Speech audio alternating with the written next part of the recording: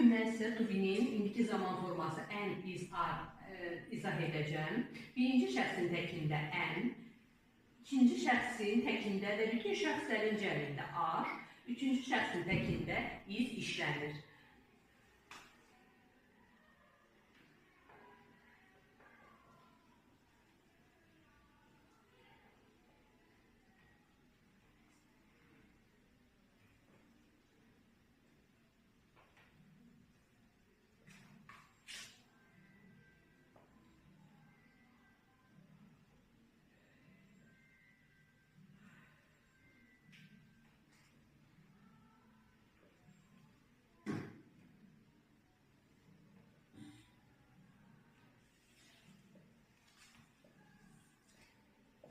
Deməli belə, yazdım və göstərdim. Is üçüncü şəxsin təkində işlənir, are ikinci şəxsin təki və bütün şəxslərin cəmində işlənir, am isə yalnız birinci şəxsin təkində işlənir. Şəxs əvəzlərinə nəzər salaq.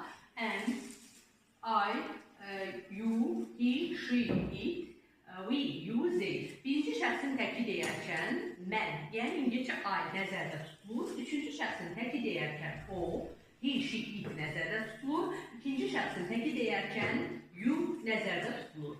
Cəmlər isə we, you, they. Bütün hamısında are işlənir. Gəlin nümunələr göstərək.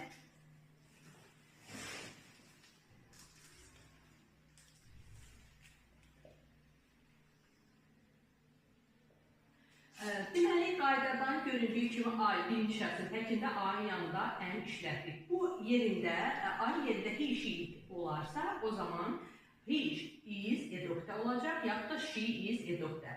Burada you versə ikinci şəxsin təki olaraq you are a teacher ola bilərdi. Bu to be-nin sual və inkar formasını düzəltmək üçün indiki zaman formaları am, is, are cümlənin əvvəlinə keçir. İnkarda isə am, is, are-dan sonra not inkar hissəciyi işlənir. Cümləniz verilib, I am a teacher. Bunun sualını düzəltmək üçün am keçir cümlənin əvvəlinə, am I a teacher. Bunu you ilə də əvəz etmək olar. Yəni, I ilə olan cümlənin sualını you ilə vermək olar. You are a teacher də ola bilərdi. Bu cümlənin inkarını vermək üçün I am not a teacher.